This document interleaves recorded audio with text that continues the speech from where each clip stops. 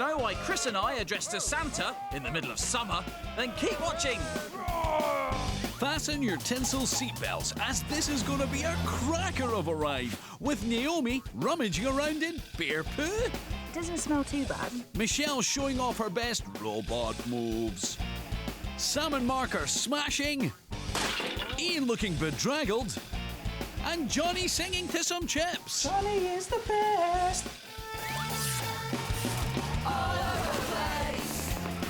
All over the place. North, south, east, west, on a bizarre quest. Me and my mates all over the place. It's true what you've heard, everything is absurd. Whatever we do is strange but true. All over the place. All over the place. There's stuff to do in Europe that is totally ace, and it turns up all over the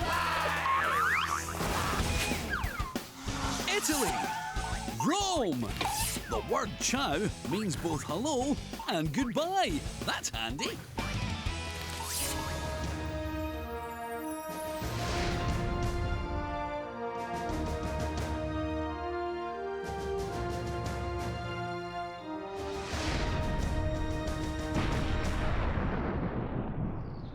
I'm Neil Oliver, television's favourite Scottish historian with long, swishy hair.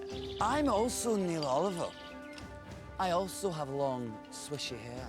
And we're in a country they call Italia. In a city they call Rome-Denium. No, Rome. They just call it Rome. We're standing on a hill made from pottery. It sounds potty, but the whole hill really is made of 2,000-year-old broken pots. It's 45 metres high, which is around 25 Harry Styles stacked on top of each other.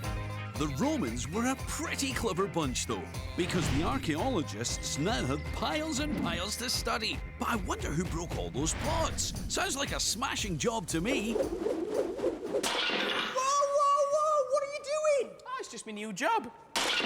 Checking for quality, you're being a bit heavy-handed. No. These are called amphora. They're used for importing olive oil in. Problem is, they're very tricky to clean, which means if you're reusing them, the residue from the old olive oil makes the new olive oil go a bit manky. So, instead of cleaning them, the importer has hired me to... Oh, sounds, smashing. Haha, you said it. Finally, being a clumsy half-wit is paying off. Do you know what? One day there'll be a huge mountain of smashed pottery right in this spot. And I'll turn to my kids and say, Daddy did that. Proud moment. Can I have a go? Knock yourself out. Not literally, though. I did try smashing one of those on my head earlier. They're harder than they look. Hey! See? Brilliant, innit? A job that even I can't mess up. Oi! When are you two going to get started? I'm not paying you for nothing, you know. Get started? I've already smashed about 300, because I'm a legend. Not for me, you haven't. My warehouse is on Testachio Road. This is Rustachio Road. Ah. So, whose are all of these, then? You must be Brutus. I may have dropped a few things. See? Happens to the best of us. Run! Ed and Ian, I mean Neil Oliver Petrie and Neil Oliver Sterling. You have 34 seconds to find out about Pottery Mountain. Neil Oliver Petrie, you have Charo, who knows all about the history of the area. And Neil Oliver Sterling, you've got Anthony, who knows all about the hill and what it's made of. 3, 2, 1, via! Why are the jars here? Because the Romans brought them here. What's the hill made of? It's just shards of Roman pottery. Which countries did the jars come from? From Spain. Just Spain? Just Spain and Africa. And do you find whole pieces or just It's shards? just shards, little shards. And what were the jars made from? Clay. Do you ever stick them together and make a new pottery and put them in your house and bake a cake? We bring the pots to the museum. Do you like my accent? I like your accent and your hair. Your hair is fantastic. Oh dear, we've run out of time. The person that found out the most facts is Neil Oliver! Ah, I knew it would be me. I knew it would be me. Come on, let's face it, boys. You're a long way off becoming proper archaeologists. Unlike these guys, they've been sifting through this site for 11 years, piecing together amphora from the fragments. They must have studied the all-over-the-place guide to archaeological digging. So if you want to be a proper archaeologist, not like these two jokers, then listen up. Step 1. Choose the best place to start a dig site using local history and land maps. Digging in the wrong place can prove costly. So I've decided to start digging here, where there's a big hole and some conveniently placed scaffolding. Step 2. Dig, using shovels and large sieves to uncover fragile treasures. No digging here today, though. What do we do now?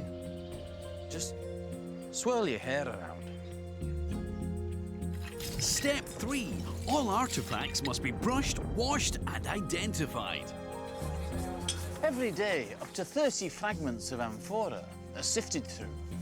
You must record, date, and analyze the fragments. Sometimes fragments have clues that can help you deduce their age. Or you could just use the Wi-Fi.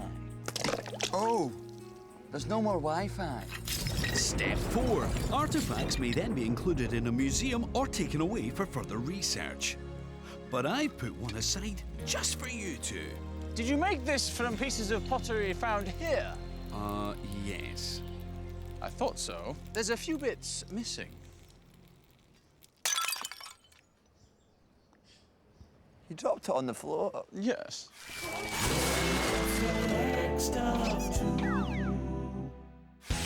Belgium! Bruges! Belgium is very flat. The highest point in Belgium is lower than the world's tallest building. Did you know that the average Belgian eats 75 kilograms of French fries a year? Oh, you're making me hungry now, Ed. That's the same weight as 3,303 common frogs. Why are you telling me all these facts about French fries, Ed? I could really eat some now. Because we're going to the Frick Museum, Johnny. According to this, it's the only French fries museum in the world. Makes you think, doesn't it, Johnny? I love chips! 7 years collecting. 500 in the collection. Cedric is French fries man. Get your own. Just one. How dare you? Who do you think you are? I'm Cedric. I'm the director of the museum. OK. What's your fascination with French fries? It's typical Belgian food, so we wanted to show it to the public. Hang on. If it's Belgian food, why is it called French fries? During the First World War, the American soldiers, they thought they were in France, so they called it French fries. They're delicious. If you want, I can show you how to make some. Just follow me. Let's go to the cellar. Cedric's whopping collection of potato-based stuff includes antique kitchen kit and old-school chippy artwork. But it's not just Cedric who loves potatoes. In the UK, we turn 1.6 million tons of them into chips every year. That's the same weight as 4,000 jumbo jets. Cedric, where do we start? First of all, you take some fries, just put them into the beef fat we have. Just be careful, it's really, really hot. You will see bubbles coming out. You hear the noise. Here we have big bubbles. We say the fries are singing. I think they're singing, "Please don't eat me." You put them in, and then you shake them. That's an important part. Am I doing this right, Cedric? Just let them cook. We'll listen to them sing. Johnny is the best. Ronnie's gonna put on 5 kilos. If you shake them right, you remove quite a lot of fat from it. It's the sauce which is bad, not the fries. And now for the finishing touch, mayonnaise. What do you think, Cedric? I'm a much better fry maker than Ed, right? Yeah, these ones are quite good. It's okay. Yeah, all right. It's not a competition. Or is it? Taste your spuds right. Today's contestant all the way from the north. What's your name? It's Johnny. That's nice. Look at these chips. They look nice, don't they? Would you like some? Oh, yes, please. Can I? Well, you can't have them yet. You've got to answer a series of questions. And for every question you get right, you'll be one step closer to this cone of starchy goodness. If you get a question wrong, you'll have to pour a mystery condiment on them. Do you know what a condiment is? Oh, yeah, of course. It's like when you have It's a posh name for a sauce. Thought you'd have known that. Are you ready for your first question, Jeff? Yeah, bring it on! Question 1. Where did the potato originally come from? Was it A, Sweden, B, my Uncle Bob's allotment, or C, Peru? Definitely B, your Uncle Bob's allotment. No, the correct answer is Peru. That's it there. Put the condiment on. Oh, what is it? It's coconut milk and vinaigrettes. Two things that really don't go together. Question 2. True or false? The first vegetable grown in space was a potato. I've got turnip in my head for some reason. I'm going to say false. Oh, Johnny, you are a turnip head. It is, in fact, true. NASA developed the technology to grow a potato in space so it could feed astronauts. And talking of space, there's plenty of space left on these fries for some more mystery condiment. What's in it this time? It's gravy with apricots. Question 3. Jolie, there are 80 different varieties of potato grown in the UK. Can you name 47? What? Oh, I'm sorry, 3. Jersey Royal. Yes. Maris Piper. Yes. And King Edward. Yes! Yes, you've done it! You can finally eat some of these manky French fries. Get stuck in. You've forgotten that was your prize. Yeah, I did actually. Join us next week for more Play Your Spuds Right. France. Nantes. The most expensive painting ever is by the French artist Paul Cézanne. The Card Players, sold for £160 million. How much?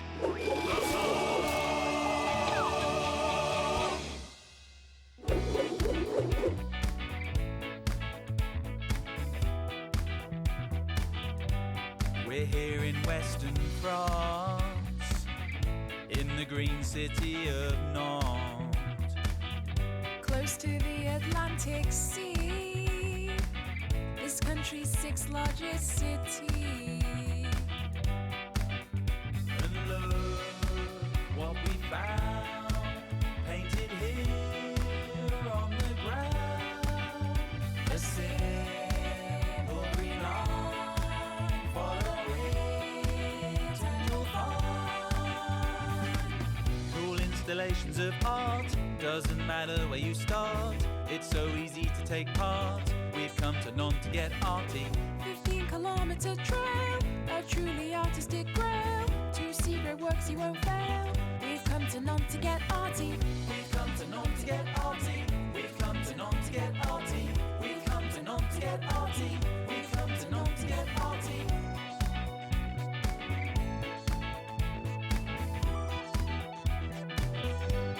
Play football in a shed, Or 5-hoop basketball instead. invent new ways to play.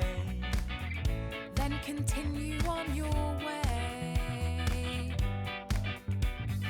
Can't trust my eyes, tape measure, supersized.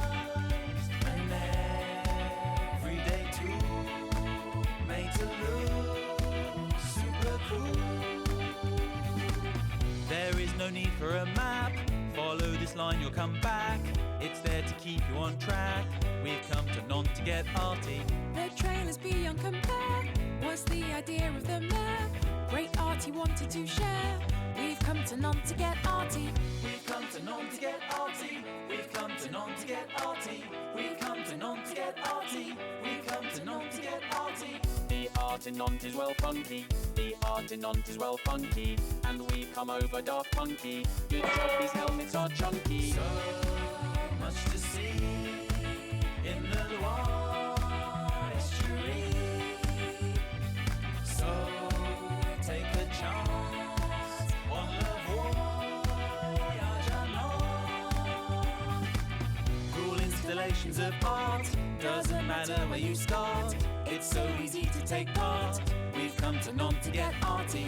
15-kilometer trail, a truly artistic grail. To see great works you won't fail. We've come to Nantes to get arty. We've come to Nantes to get arty. We've come to Nantes to get arty. We've come to Nantes to get arty.